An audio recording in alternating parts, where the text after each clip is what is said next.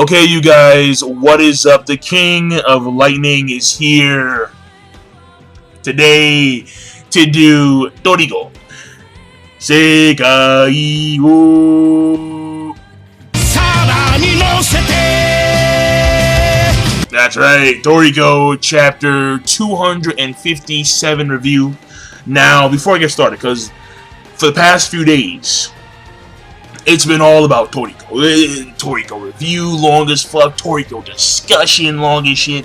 PMs talking to people about Toriko, and I said no PMs. And PMs, I'm like, no PMs, man. So I answered like 8 PMs, and I was done. I was like, yeah, we're done. And that's most PMs I've answered for a while now. 8, because I have so many. But either way, amongst those PMs, I got a PM from this guy named Lewis. And I didn't respond to him, but I saw what he actually sent me. And basically, he gave me the Viz Media translations of some of the latest chapters of Toriko. And basically, according to what the Viz Media translations state, Acacia was not evil, but the seeds that he planted were against the upcoming evil. And that seed was Midora himself. So, apparently, according to what the Viz Media translations are saying, they're saying that Acacia already saw this evil coming. And in order to counteract the evil, that seed was Midora. Midora is the person who's going to counter this evil. And then he also sent me another picture about when Acacia was talking about the Blue Nitro in the flashback, and how he was saying how Acacia was saying specifically to Jiro, Ichiryu, and Midora that they can't handle the Blue Nitro. Not saying what was normal, because the way it was translated on the scanlations was that the Blue Nitro, no one can handle them. But according to what the Viz Media translations were saying, specifically those 3 can't handle the Blue Nitro. So that would imply that others can. But at the same time, when you take a look at the current scanlations about this week's chapter Toriko, it says, Midora himself states that the Blue Nitro are at the top of the food chain. They're at the top. They're at the top. So like it's you know, like guys like Midora, and then like the 8 kings of the Gourmet world, and then above all them is Blue Nitro. He's saying that. Now, granted, I'm not saying that this particular Blue Nitro is amongst the top of the Blue Nitro, because we can assume that even amongst the Blue Nitro, there's a hierarchy. So, like, for example, maybe Pear is the king of the blue, which I think he is. I don't see. He has precognition up the fucking wazoo. So, yeah, I mean, we can, basically, there should be a hierarchy amongst the Blue Nitro themselves. So, but that's my take on that. Or at least that's what I've come to understand over the course of this week. A lot of Toriko stuff going on. But that's good. That's very good. Now, aside from that, okay? When it comes to the chapter itself, wait, hold on. We're not there. People saying that Zonge is part of Neo. Come on, man. I mean, Uman was one thing. But Zonge, oh, dude, like the dude was surprisingly hardcore, like evilly shit, like beastly. Ooh, Zonge. No, it can't be. No, the dude is a comic relief character. But then because when you remember, you know, Uman, you know, Men, that guy, fuck, he was comic relief, winds up being beastly as shit, and you're like, what?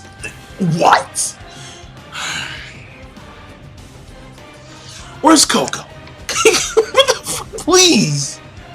Oh my god, no. Yo, Coco cannot be a part of Neo. I refuse to believe this. It's unheard of. It's unheard of for a main character to just go like, no, bro. But either way, Zonge, Jesus Christ. All right, sweet mother of Neptune. The chapter. Okay, first of all, Blue Nitro was actually able to bypass hungry space. The hungry space. And we don't know how it saw it, but it wound up seeing the weave of hungry space. It was able to actually slip through it very easily. But it ran away from Midora. So at least when it comes to this particular blue Nitro, it felt that it would either be...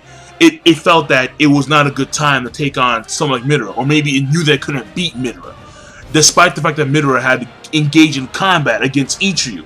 And Midora states that Ichiryu, the fight would have been a lot different had Ichiryu actually wanted to kill Midora. So this implies that Ichiryu himself was holding back. And also, the way he's speaking about Ichiryu, he's speaking about him in the past tense. Like, had Ichiryu had done this, and he was, and blah blah. So he's speaking about Ichiryu in the past tense. So Ichiryu may be dead. I don't know. I have no idea. But, and he's saying that I'm going to take him to somewhere that has good memories. Something along those lines. That's what Midora says. So, what he's going to do now, we don't know. But I'm pretty sure that he's going to take Midora. I'm pretty sure that Ichiryu... No. I'm pretty sure that Midora is going to take Ichiryu to that cabin in the mountain somewhere. Like their old home. So, I mean, that's what I'm thinking. But I don't know where that's going to pan out. Because... And what's going to happen with the other members of the Zero Biotype. Like, what happened to Milk and the doctor lady? Like, what's going on there? I don't know. So, we'll see where that goes. Now, when it comes to... Alright, okay. Hold on. Before we get to the other stuff of the chapter.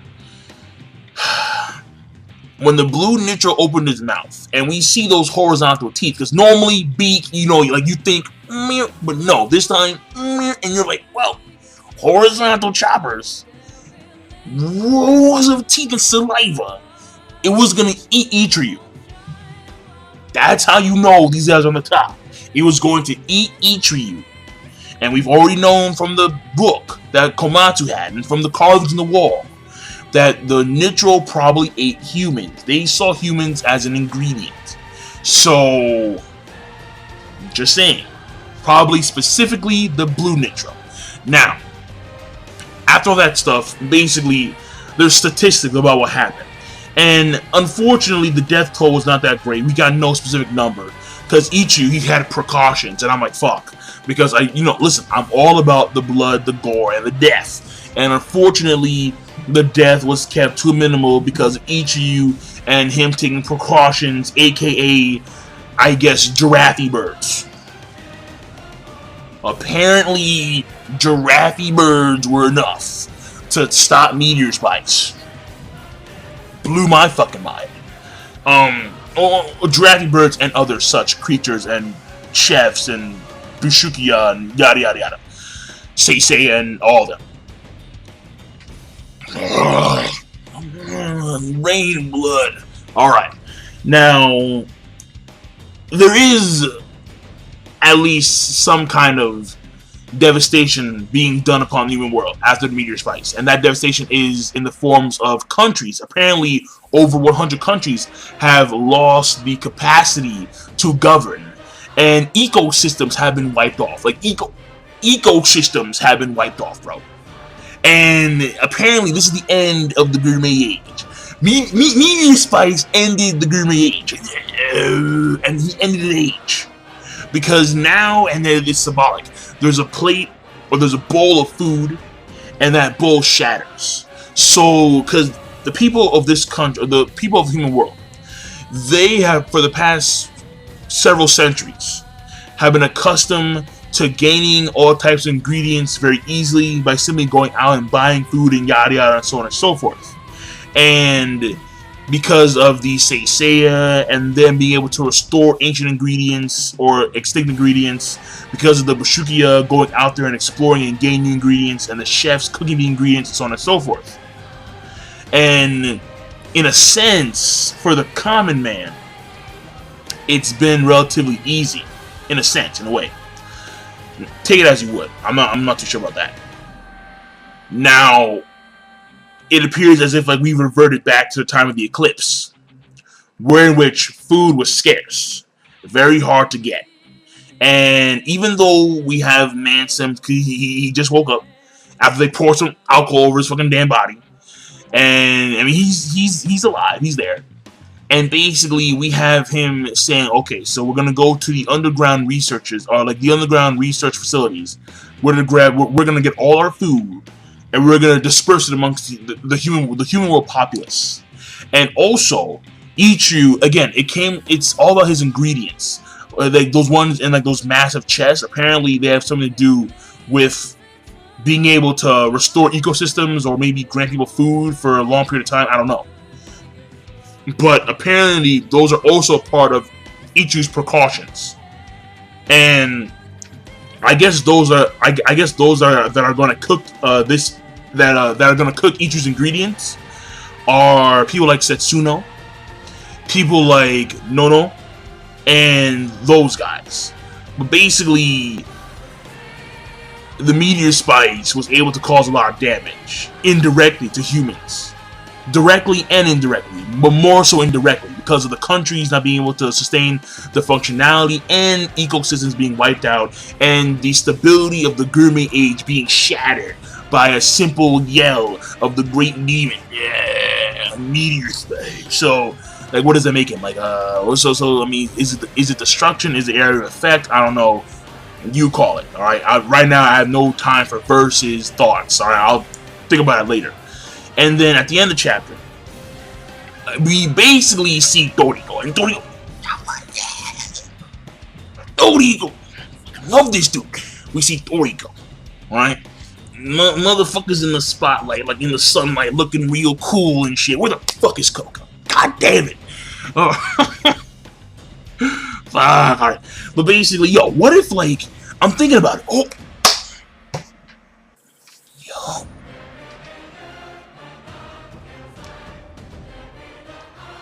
Hold. Toriko's there. We have Setsuno say some words like Toriko stand up. Toriko, he's obviously stand up. He's right there. But I must point this out, right? Before I get to what I was going like this for, a fucking reason.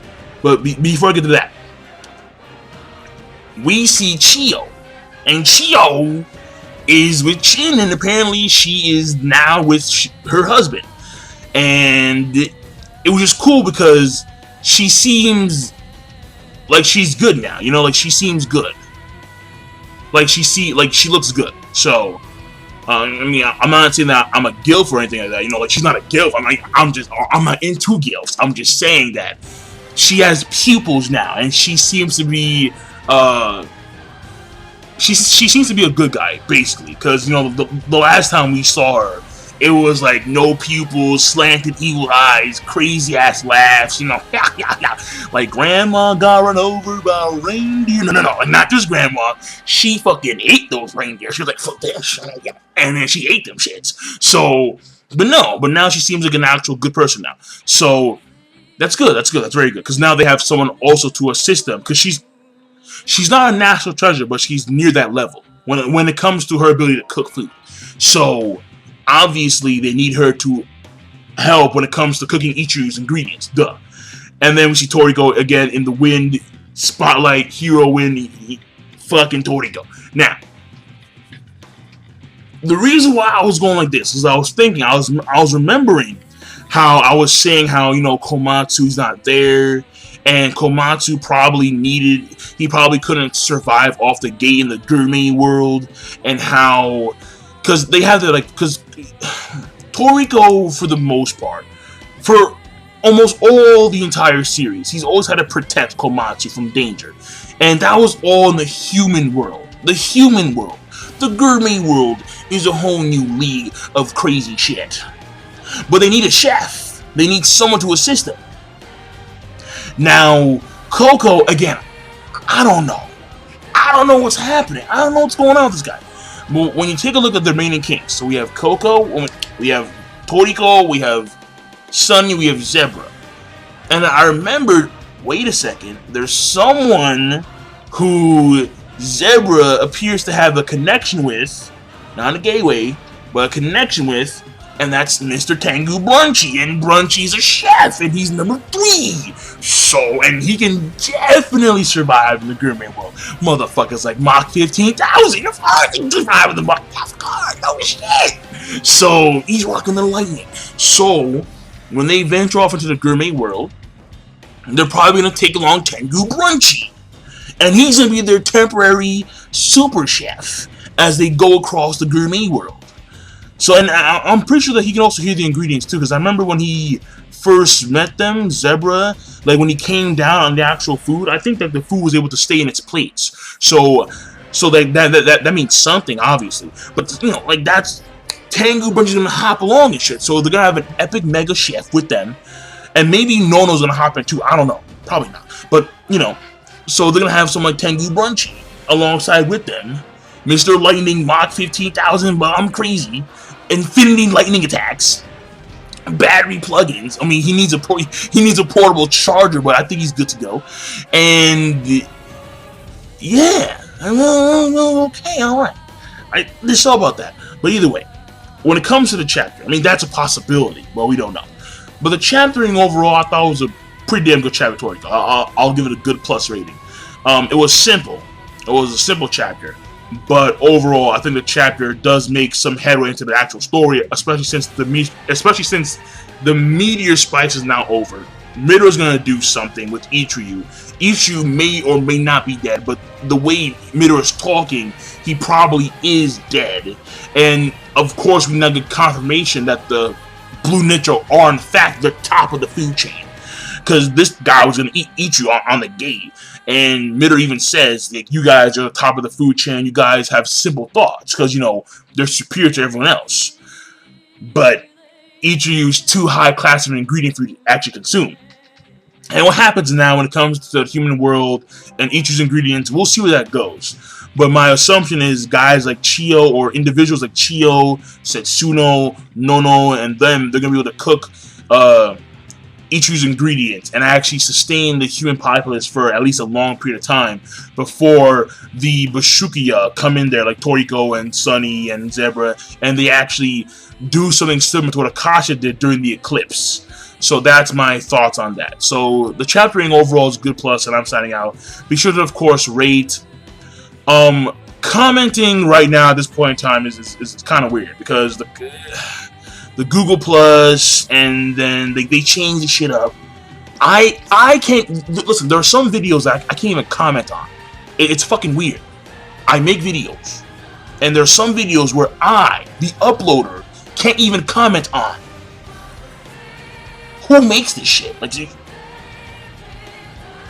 what's going on here? I mean, I understand that they're doing this so people utilize Google Plus more often, because they want Google Plus like replace Twitter or Facebook, and it's not supposed to, because Facebook is Facebook, Twitter is Twitter. You guys do you. Don't try and mooch off of Facebook. Mark Zuckerberg, but no, apparently they said, you know, Google, we're Google, we run the world, and it's like, no. In this case, you're better off trying to appease the YouTube populace by not trying to fix shit that's not broken.